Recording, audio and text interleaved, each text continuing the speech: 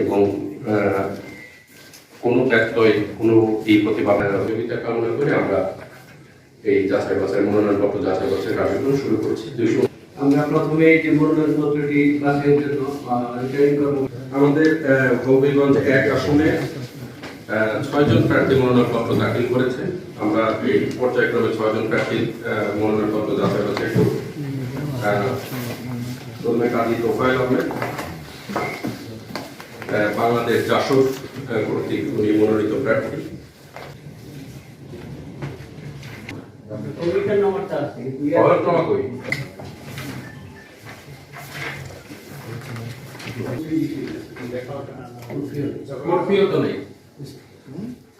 দিতে হবে।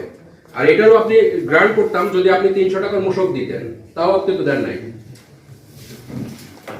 দাখিল করেন নাই, ওনার মনোনয়নপত্র বাতিল ঘোষণা করা হলো।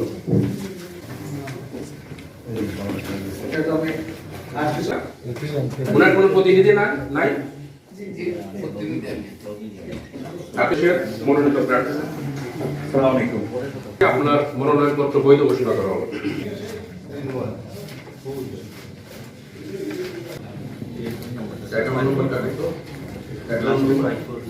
মনোনয়নপত্র বৈধ ঘোষণা করা হলো।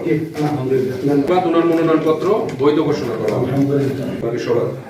বাকি 5 জন সবার মনোনয়নপত্র বৈধ ঘোষণা করা হলো। ধন্যবাদ সবাই। একটু কাইন্ডলি নামগুলো